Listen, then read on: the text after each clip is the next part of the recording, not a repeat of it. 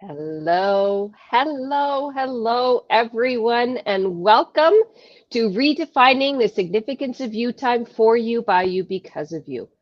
My name is Denise Drinkwalter, and I am a midlife renewal coach supporting women worldwide to lean into and realize the importance of you.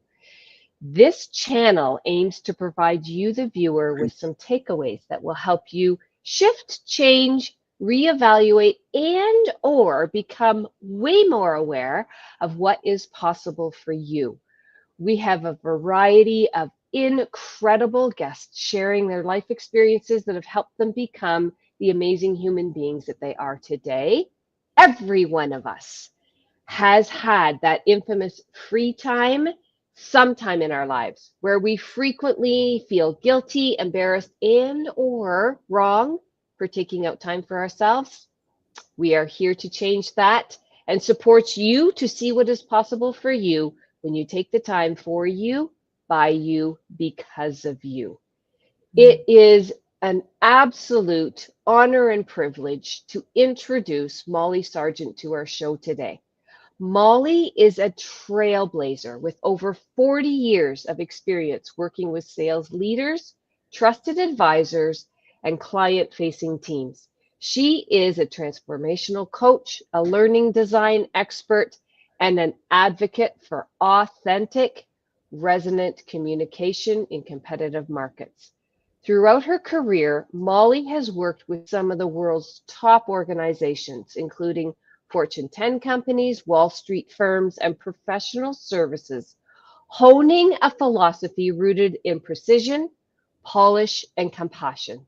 Her decades of expertise span coaching, skills training, organizational change management, and leadership development. Molly's ability to incorporate mindfulness and neuropsychology and meditation, what she calls spinach in the cookies, brings a fresh, holistic approach to empowering professionals. With an extraordinary impact of over 30,000 sales leaders, executive leaders, and trusted advisors, Molly's work helps her clients master the nuanced elements of core skills, fostering authentic connection, problem solving, and teamwork.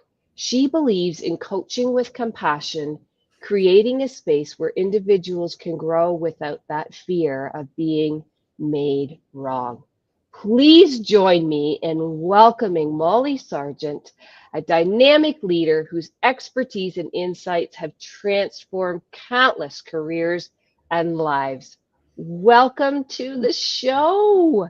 Thank you so much, Denise. That I'm going to go grab that beginning. I sound so on paper. You are. Hey, I know. I'm so happy that you invited me in here. I'm so happy to be part of your circle of truly influential women and men who are at their midlife point and wanting to find out what's next and how do I authentically bring my best self forward. That's what I'm hearing. It's so true. And I love the work that you've done. 40 years, Molly. I know. There's something in that. Yeah. What is it that keeps you coming back? And I can't imagine the growth that you've had over those 40 years with the work that you've done. What keeps you coming back to it? Yeah. Thank you so much for that question. I have an anecdote in particular that I love to share with people because I sometimes wonder, do I just go and work with women and do I just do the mindset kind of coaching, or do I keep my work inside a context of professional impact? And I think there's elements of both. But one of the reasons that I particularly like to work inside a context of professional impact, in addition to mindset just all by itself, is I call it eat, pray, pay the mortgage. You know, everybody is out there trying to figure out mindfulness, and consciousness is now all of a sudden extremely in the know, and it's mainstream. And back when I first started teaching some of these skills, and what you noted was the spinach and the cookies curriculum that I tucked into sales training, presentation skills training, leadership training, I would bring these skills forward that had to do with a yoga breath or something that would neurologically calm someone prior to going into, say, a negotiation, so that they wouldn't be triggered, so that they wouldn't give away the farm. In a professional context, it's much easier for people to embrace these skills, because what's at stake for them is a promotion. My team doesn't see me. I'm leaving money on the table. So there's, especially with men, and I've trained, as you noted, 30,000 plus men, but also women, wanting to be capable in that context. If you walked up to most men and women and said, oh, by the way, I'm noticing in your relationship with your husband or wife or partner that you're not particularly connecting, I'd love to help you out with that. They'd go, no, no, no. But if you say you're leaving money on the table, your team is not respecting you the way you deserve to be respected and seen, or your clients are not hiring you the way you expect, all of a sudden there's motivation. And one of the transformative opportunities that I particularly enjoyed was I would teach programs where that would be 2 days long. And I would have traditional selling skills and presentation skills like listening, and there's 4 levels of listening, and other kinds of presentations, how to put your ideas together. But I'd also tuck that spinach in the cookies, how to give feedback and get feedback without being triggered, and how to stay off what's called the drama triangle. And one day, one of the top executives at a Fortune 5 financial services company came up to me and he said, this might be too much information, but my wife and I are thinking about divorcing. And I said, here's my card. Call me if I can be of service. Thank you. And he said, but the thing that I learned about the drama triangle, openness to listening and learning, and then how to listen, the 4 levels of listening, that really struck me. Off he goes. 6 weeks later, I get a text, and he is writing to me to say, my wife and I are no longer divorcing. We are in counseling. My 5 children say thank you. And for me, that becomes this opportunity to infuse our day-to-day goings on, whether we're professional, whether we're housekeeping, whatever it is that we're doing, with an element of how do we ground ourselves neurologically? How do we do so psychologically? How do we understand and navigate all of these communication challenges where we know where we are, we know where we want to be, and we can see the pathway to get there? That's really what I'm up to. I can't imagine the stories that you have in terms of the one you just shared. Yeah. Does that in itself motivate you to continue to evolve and build and access more and more and more? Or is it just like, how does it work for you in terms of all of those components, knowing the gift you are giving individuals for them to be able to see themselves deeper in ways that twist everything for them in a way that helps them expand instead of shrink? Well, I love the question. And one of the things within that question is for me so telling. I also, when I TMI myself, I started going through a divorce 10 years ago or 15 years ago now. Time flies. And I'm in a wonderful relationship with my ex-husband. I'm very lucky in that way, and also made it an intention. But within it, one of the things that became very important to me is I managed to reframe it as an opportunity that this is not he said, she said. I could stay in that paradigm, but that was probably not going to serve me. Yes. And instead, how do I take this feedback from the universe? Let's just call it that. This way that one of the most important things that I was holding up fell apart. And how do I take that as an indication that there was work for me to do? And I say to executives all the time, women and men, I have them stretch their arms out. I say, if this is 100% of your problem between this hand over here and this hand over here, and there are 100 little dominoes between these 2 hands, and 99% of the problem, 99% of those dominoes belongs to him or her or whomever you're in conflict with, and only 1% is my responsibility. But if you want to change things up, you're not allowed to touch anybody else's dominoes. So if you want to change things up, what do? Focus on your own domino. Pull out the 1%. I don't care that it's just 1%. I care that that's the one place I can make a difference. So the invitation of my conflicts becomes my way of saying, oh, here's a learning edge for me. If I'm in conflict with someone, I do tend to go like discerningly, wait a minute, that's a boundary being crossed and what have you. I want to be discerning. I don't want to be a doormat. Of course. I also think to myself, even if it's a micro contribution, what is my micro contribution? Because if I can identify it and I can focus on it and I can clean it up, or even embrace it and love it and find out why I ever chose this pathway or this pattern, and loved the child who might have created that dynamic, but now I no longer need it as an adult. Right. Then all of a sudden I'm in a better position. So what keeps me coming back is that we are never without opportunities to be in communication with someone and get triggered. So I am always in a very exciting dynamic of, a learning edge, whether it's a tiny one or a massive one, just showed up. How do I know? I got triggered in this conversation.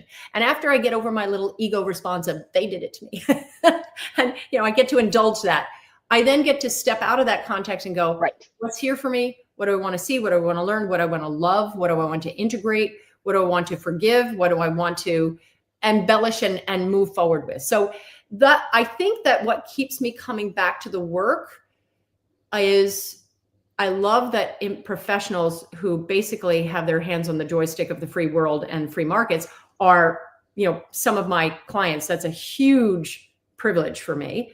Sure. But I also love the fact that every single moment of a communication is us stepping into ourselves again and again and again. And people talk about, but I was there before, but to me, learning is a double helix and you're coming back to the same place, but at a higher, different perspective. So we just keep coming back. I also like to think about it as, if I think about dyeing wool, and I want a rich color of red in wool, I'm going to dip it and dry it.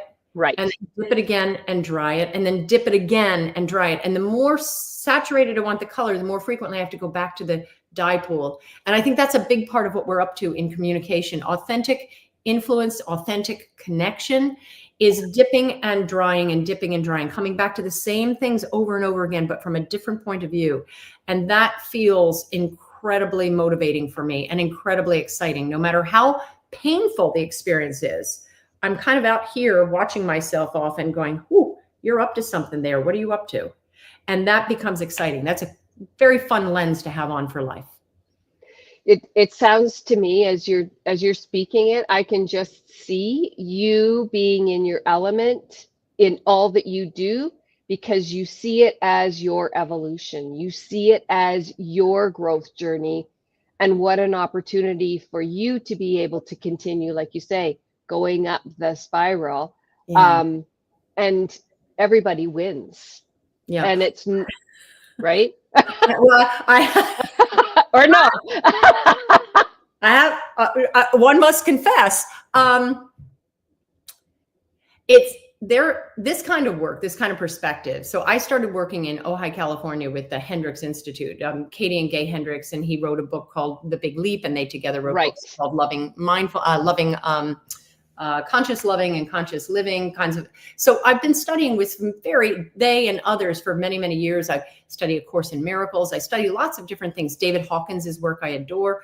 So all of these different ways of being, and there's never, you don't run out of things to learn next. But I've also begun to realize that my commitment to this level of intensity of growth is not everybody's cup of tea. Sure. Yeah. And some of those people are in my family. Bingo. And some of them are some of my most important relationships. And there's a way that one of the things that I'm learning is that my excitement about writhing in the pain of a conflict so that we can all learn and grow isn't necessarily what everybody's up to at all given moments. And so from that standpoint, I cannot believe it. No one comes to my door and someone's ding dong, Avon's calling. So from that standpoint, I'm very much in this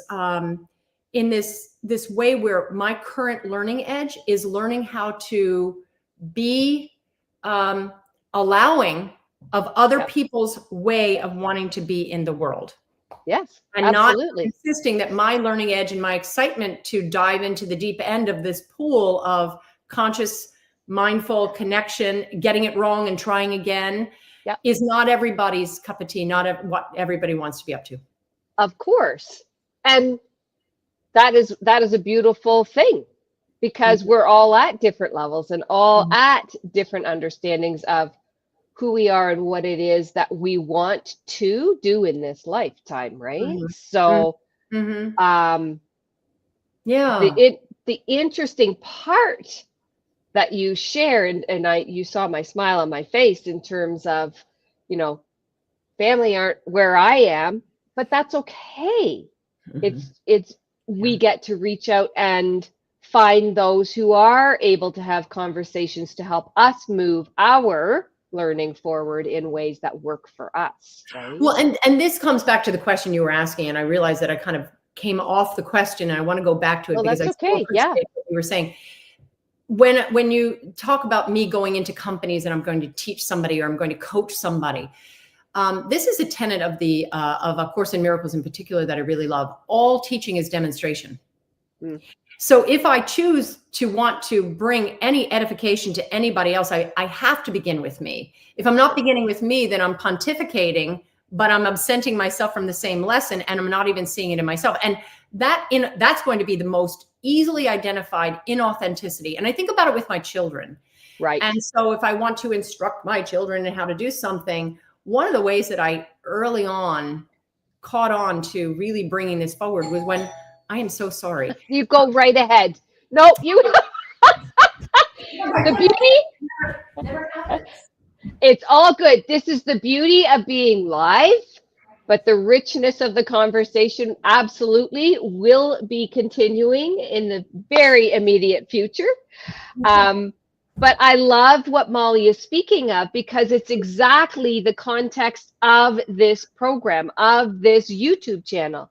What are you doing for you, by you, because of you, right? And the authenticity that you bring to the table by opening up and not stop living your life from the outside in, but enrich yourself from the inside and build out. Yeah. So, yeah, go Thank ahead, Molly. you. The one point that I was excited to talk about is that Yeah. when I call myself out in front of my children, Yep. and when I call myself out in front of a room of executives, Hmm. it's really fun because I get to go, oh, I just contradicted my own principle there. Did you see that I just said something from a villain position on the drama triangle or a victim position on the drama triangle? That was me being whiny and Yep. fussy and pouty. And then I'll smile and go, oh, that was funny. And I think the most important thing is not only to demonstrate that I recognize it in me and that I'm willing to take responsibility and accountability for it. Absolutely. I think the other part of it is being able to smile through it so that they see that I'm being gentle with myself in the process. So that now that's the demonstration of I noticed myself. I noticed the behavior that I just did. I identified it and talked about it. And I smiled through it so that they know, oh, that's how you do that. Yes, I love that. You Mm-hmm. don't beat yourself up because you're human. Thank you very much. Right. Yeah. Yeah. And And the witnessing of your introspective aha, whoops, there we yeah. are, is so empowering, not only for ourselves but for those around, right? Yeah. I mean, yes. And that was one of the things that was it's particularly fun in front of a room full of executives because Sure. at least half of them know where I'll say something or do something. And then and I like to just go, did you see what I just did there? And inevitably someone in the back will go, uh-huh. I'll go, tell them what I just did. And they'll give Yeah. me the feedback in Yeah. front of everybody. And then we get to laugh about it. And then we get to move on. And that's where I think that, so I've started two newsletters, and one is called Authenticity at Work. Mm-hmm. And the idea of it is, how do you bring authenticity into the workplace? How do you show up as yourself in the workplace in a way that supports not oversharing? A lot of times I think people think being authentic means, just blubbering about Yeah. yourself in ways that are not professionally self-supporting. I don't even want to make it about being a standard outside of yourself. It's not self-supporting just to expose yourself to people who might not have your best interest at heart. And you're Mm-hmm. oversharing in ways where they'll now have information that they can use against you, and just not castigating them for it, but recognizing it. So I have the one newsletter, which is Authenticity at Work. The other newsletter is called Swell Sisterhood, and it stands for supportive, warm, and double loving. And Swell, the Swell Sisterhood, when I was first starting to go through my divorce and the separation, and my kids were, without the dad in the house, and he would come and go, et cetera. But at the time, what I also noticed is I needed friends around me. So I used to just invite people over for what is effectively potlucks, but we'd call them swell dinners, supportive, warm, and double loving. And we'd have these swell dinners where people would bring things and our room would swell with people, and we would be able to support one another and wherever we were. I think what is so important is to be available, to be seen, flaws and not necessarily promote those flaws as a way to create connection. Right. But to recognize them and not be afraid to smile into them. Mm-hmm. And one last thing that I really like on that topic, and I just wrote a blog about this, so it'll be coming out. I went to see a guy by the name of Dan Harris, who wrote 10% Happier. It was a news anchor who had a breakdown on national television and went off to become a Buddhist monk, and he does all kinds of beautiful work. And at the conference in New York City, where I went to one of this consciousness centers, one of the people who was speaking on the panel with him, I forget her name, but she's a beautiful woman. Anyway, she said, "Speak from your scars, not your wounds." And what I like that's good. Is, if you're still wounded, if you're still feeling great wounds, I wouldn't recommend speaking too overtly, except to a very close circle of people who have your back and you're safe, and you really can discerningly say, they'll see me flaws and all, and I'll be okay. I can expose and I can grow with them. There's another circle beyond that where you always want to be able to be seen, just because your own standard says, I get to be imperfect. I get to be perfectly imperfect. But at those people, I would expose the part of me that is more healed, more over the arc instead of still in the arc of change.